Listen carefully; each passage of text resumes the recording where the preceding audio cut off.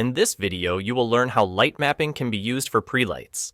You will also learn scenarios where light mapping can be overkill and not really provide any benefit over vertex colors. It's important to note that without shaders, it's not possible to do a night and day light cycle, unlike with vertex prelights. Light mapping is a method for baking per pixel lighting into textures and has been used all over the world of games and visualization for decades. You might be wondering what the difference between vertex prelights and light mapping is. For complex lighting, such as shadows, using light maps can produce much smaller file sizes than if the lighting and shadows were to be done using vertex prelights. That is because a 100 by 100 resolution image compressed in DXT1 only takes up 5 kilobytes, whereas a 100 by 100 segment model takes up 350 kilobytes. When you think about it, the image has 10,000 pixels and the model has 10,000 vertices. In the case of adding complex lighting to a model, a 100 by 100 image would seem more favorable than 10,000 vertices. Compressed and uncompressed light maps have drastically different quality and file sizing though, which is important to bear in mind. Just like vertex prelights, the lighting is pre-calculated, meaning it won't change its appearance once added. Light mapping stores per pixel lighting in textures known as light maps. These are textures that are separate from the model's primary diffuse texture. The light map is multiplied on top of the model's underlying texture through UV channel 2. By utilizing UV channel 2 for light mapping, it means we can unwrap our model in UV channel 1 for its diffuse textures. For example, we can tile our UVs if we have a grassy terrain. Then, for the light map, we can independently unwrap its UVs in UV channel 2. These UVs should not be tiled and should only represent the entire polygon in the UV canvas that we want to project lighting onto. What we end up getting is a grassy terrain that has been tiled several times to maintain a low TXD size, and then a low-resolution light map with its own set of UVs. That means the model does not require extra polygons to create a more detailed prelight, because it's all handled with textures. It's also possible to combine your light map with your diffuse texture, but that would result in a much greater resolution needed for your diffuse texture, especially if it's tiled. The beauty of light mapping is the lighting is all stored in a separate texture and enables us to store per pixel lighting in the model. The light map can be overridden with a simple texture replacement shader in MTA. Then, we have vertex prelights on the other hand. This stores per vertex lighting in the mesh itself. While light mapping doesn't have any poly count requirements, vertex prelights do, because the lighting is interpolated between each vertex. Vertex prelights can also be modified in-game with shaders, but this is more complicated because they're not defined in an image. Choosing between per pixel lighting and per vertex lighting depends entirely on the project. For example, if you have a dark terrain with hardly any light information, you may be better off using vertex prelights. Another example is if you have a city scene where only some objects are illuminated by your light sources. You may want to only use light mapping for the objects that are heavily illuminated by the light source. For the objects that don't need high-resolution lighting, such as background objects or objects that are not very illuminated, you could opt for vertex prelights.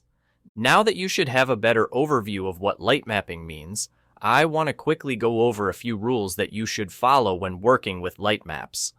When you bake your light maps in 3ds Max, it's important that you understand how image compression affects the quality of the light map.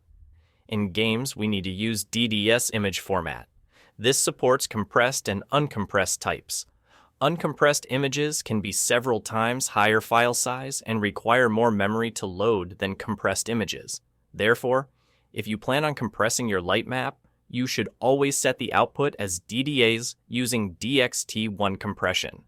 DXT1 compression plays a huge role in light map quality, and so it is easy to be deceived if you set output as PNG. Apart from image compressions, there are other issues that can lead to light map artifacts, which can be either splotchiness or grunge, and edge bleed artifacts. Edge bleed artifacts can show if there isn't enough margin space between your UV faces. It can help to set a greater UV spacing value when using the flatten mapping function in 3ds Max. The exact value depends on what you're working with, but usually dividing the number 1 by the resolution of your light map produces fine results.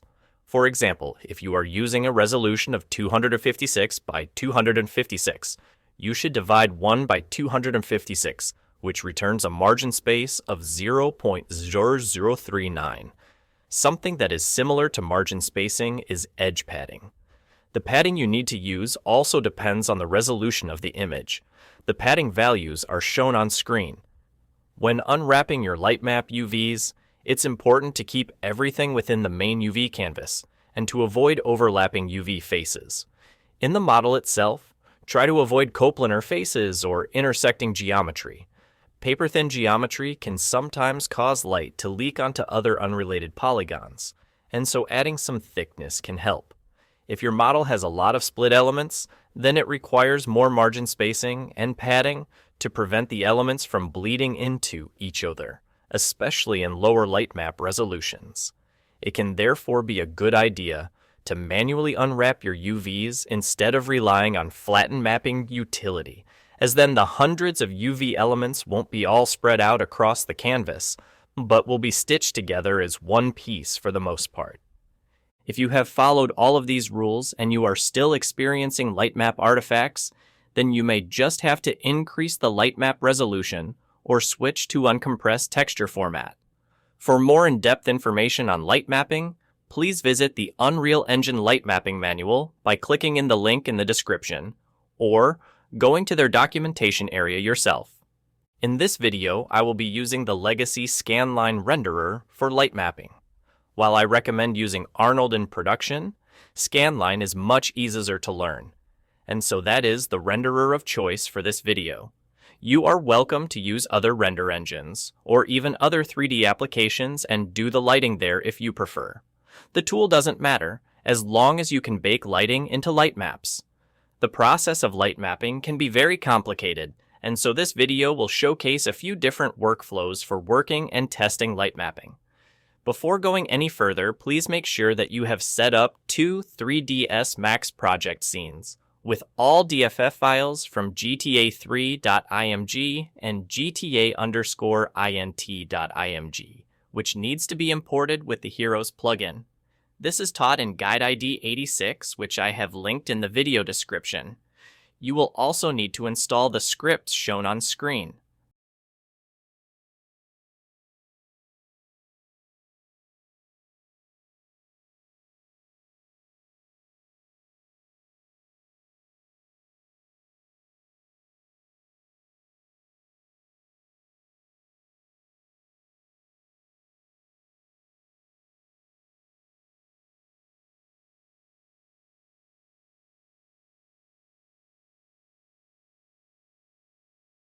Now that we have prepared a few things, I want to show the absolute basics of creating a light map before showing it in a more complex scenario.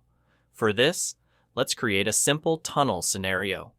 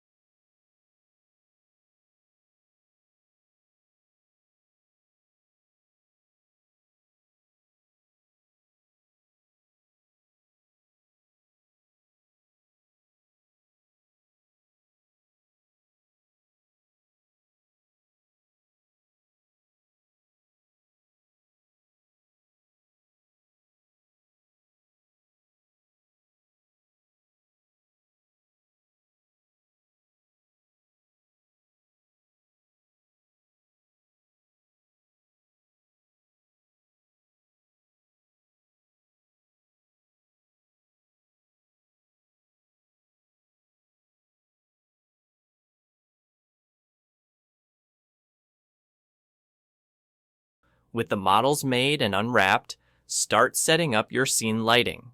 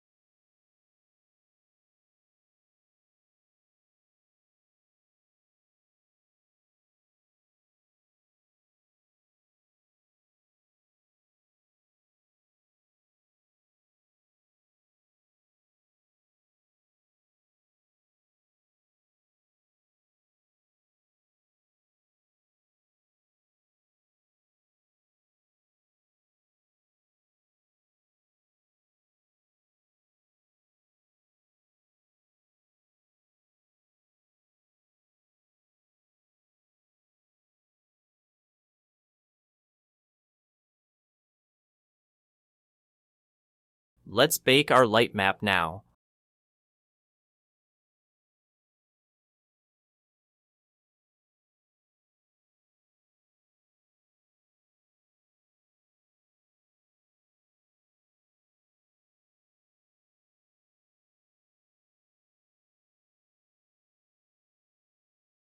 I want to keep it low resolution, and to prevent edge bleed, I had set the pack margin space in UVs fairly large. For preview purposes, I'll have the bake utility create a new material with the light maps in the main diffuse channel. Normally you wouldn't do this, but it's the easiest to see how the light map looks on an untextured model.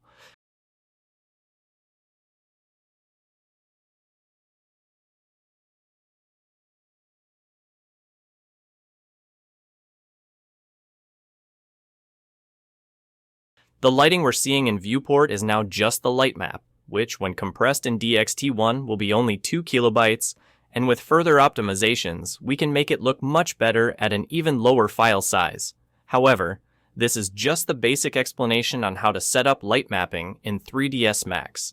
Later on in this video, I'll go over how to work with more complex scenes and prevent common light map issues. First, I want to talk about lookdev, which is short for look development. This is a term used in pre-production when we configure our scene lighting and shading. Lookdev is very important because it allows us to see how our light map ends up looking before we add it in-game or even before we bake it.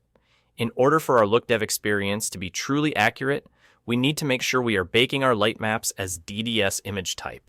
For compressed light maps, we need to use DXT1, and for uncompressed we need to use X8, R8, G8, B8. These compression methods are the same as the ones used in-game, and the quality is drastically different between the two. The file size is also drastically different. A compressed 256 by 256 image is 32 kilobytes, while an uncompressed 256 by 256 image is 256 kilobytes, which is 8 times higher file size than the DXT1 uncompressed variant. My favorite lookdev method works by utilizing two different viewports. I have already created basic lighting in my scene, consisting of a direct light acting as moonlight, a skylight acting as global illumination, and a few light sources for the windows. The UVs were unwrapped in second UV channel. The viewport you're looking through is for real-time lighting feedback. For the Lightmap preview, create a float viewport. In the float viewport, set it to standard mode and enable flat shading. You'll notice everything go flat. This way, we get an accurate representation of the Lightmap without any other shading distracting our views.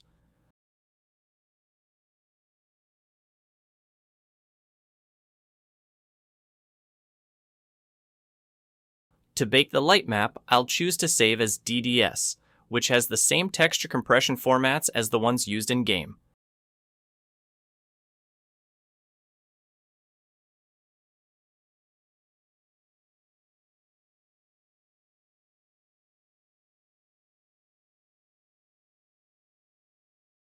If I want it compressed, I'll choose DXT1. If I want it uncompressed, I'll choose X8, R8, G8, B8, which is equivalent to raw raster 888. As mentioned earlier in the video, an uncompressed Lightmap file size is 8 times greater than that of a compressed Lightmap. I'll therefore choose DXT1 with MIP mapping, so that it still looks good when viewed from a distance, but this also increases file size. When I now add it for all selected models, they will inherit the last selected image output type. In resolution, I'll choose 256 by 256 for now. In the baked material rollout, I'll have it create a shell material which will inherit the Lightmap as the material's diffuse map. If I now press render, you will see the Lightmap in the float viewport without any scene lighting or shading because I had disabled that in viewport settings.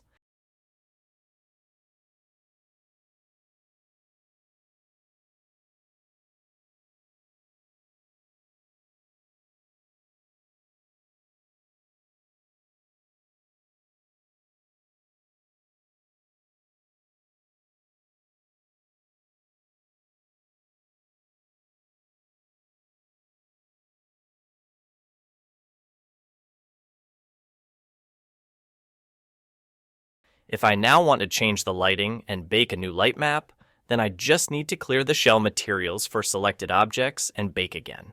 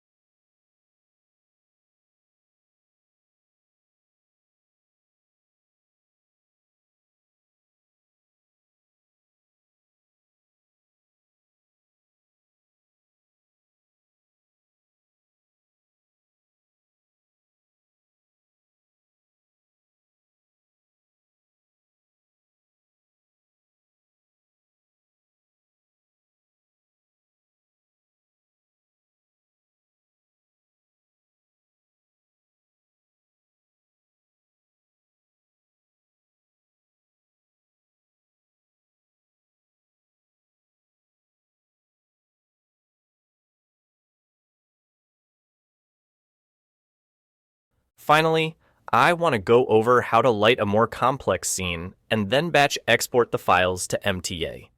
Exporting to MTA is also a valid type of lookdev, but it just needs a few more things prepared. For this method, we need our materials to be RW material, and so it is important that if you are working with models from the game, that you have imported them with RW materials by default. An easy way to convert standard legacy materials to RW material is by simply exporting as DFF and importing back into Max, but this collapses all modifiers and triangulates the mesh.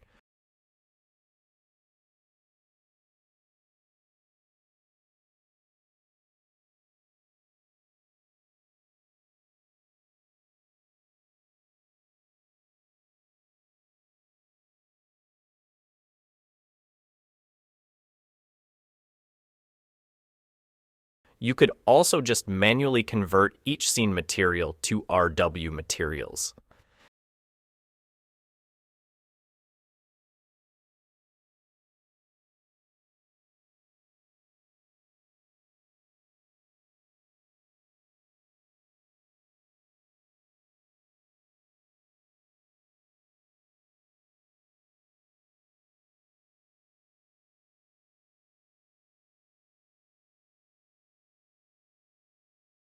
Now that you know how to use the correct materials, we can move on. Start by importing stadint.apl from the readable IPL folder.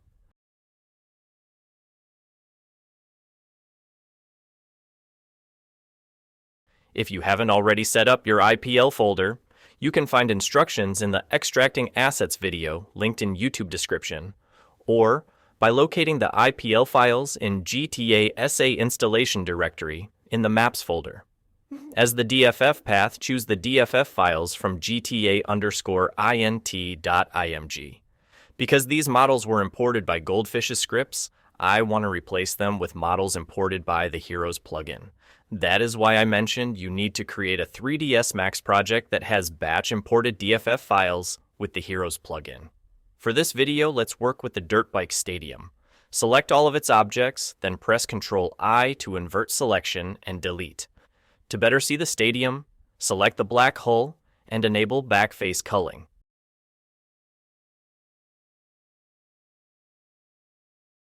Delete the black shadow map layer as we won't be needing that.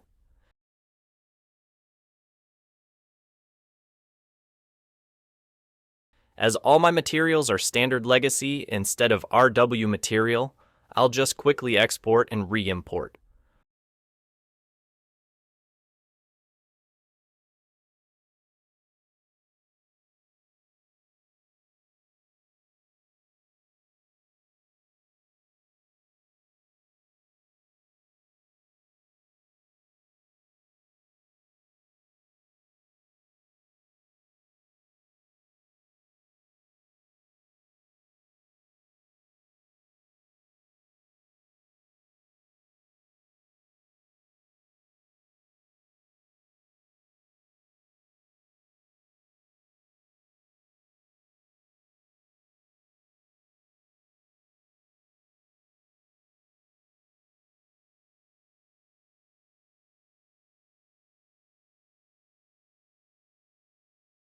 For the lighting, I'll create two very simple lights.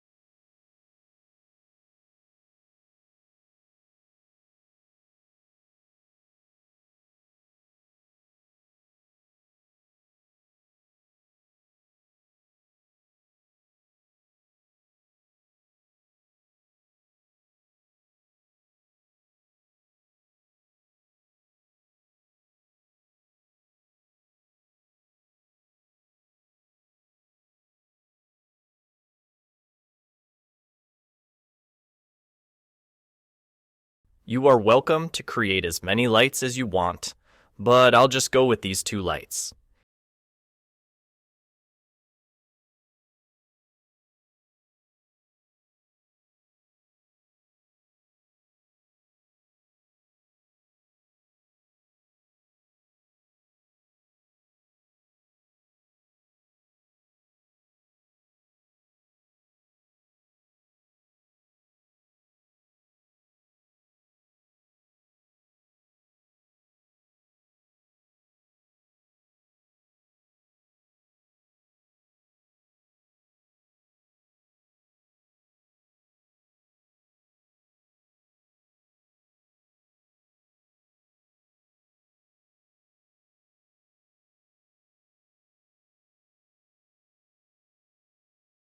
If you're only lighting a few parts of a large object like this, then you might want to remove Lightmap UVs from polygons that aren't affected.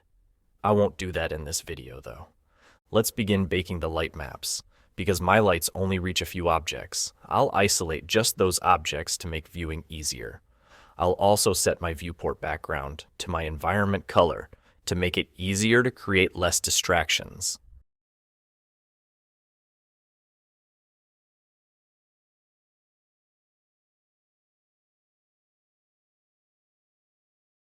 I'll be using mostly the same baking settings as in other parts of this video.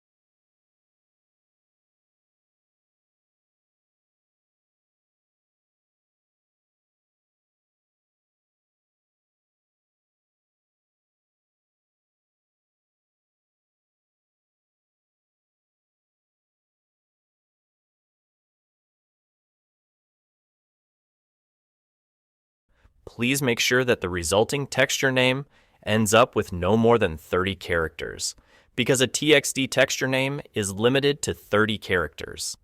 In output settings, I have set it to move the light map into the dual pass map channel of the model's existing material.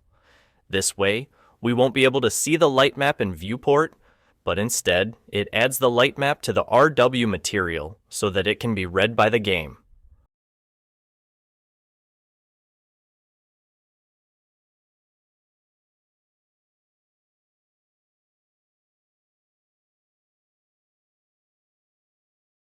Press render.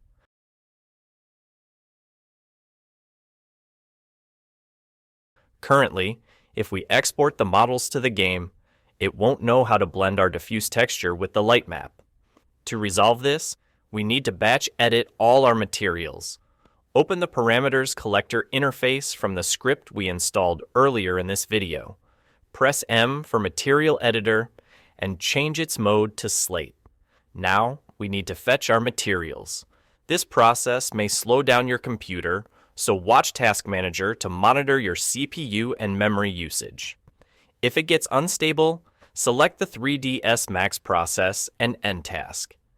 It doesn't matter if you fetch all scene materials or only the selected objects materials, as long as your PC doesn't get unstable. Finally, click Ctrl-A in Editor View to select all materials. In Parameters Collector Interface, choose Materials and Integers. If you get an error, then it can be fixed by clearing shell materials in the Render to Texture rollout, and then closing and opening the Parameters Collector Interface again.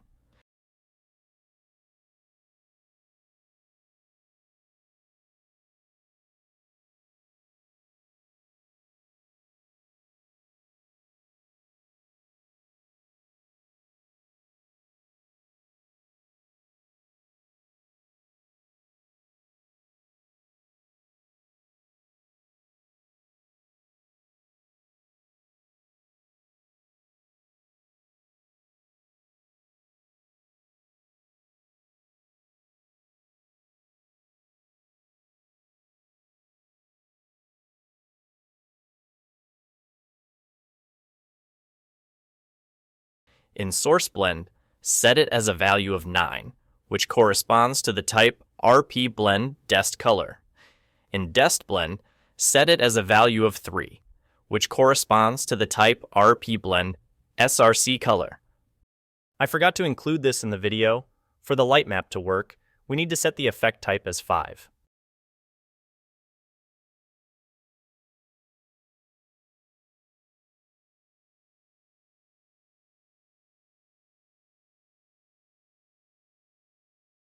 To batch export DFF using the Heroes plugin, you will need to use a script, such as Keen's Batch Exporter, which I'll just install.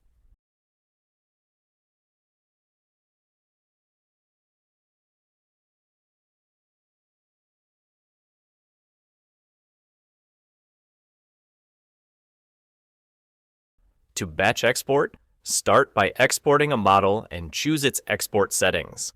The reason you do this is so that the batch exporter knows which export settings to use for the rest. Now you can batch export.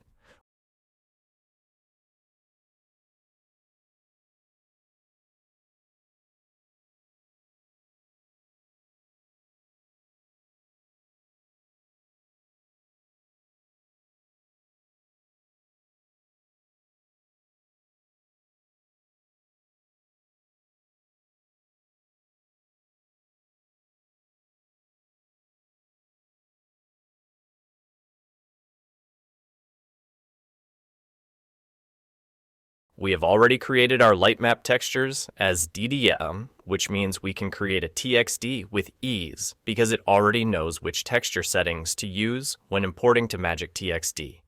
I'll just copy an existing TXD from the game so that it has the appropriate TXD version. If you haven't already generated bitmap levels in 3ds Max, you will need to do it in Magic TXD so that the lightmap looks and performs better from a distance.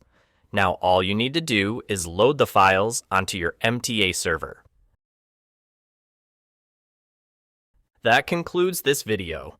I hope you were able to create something cool with the methods we went through.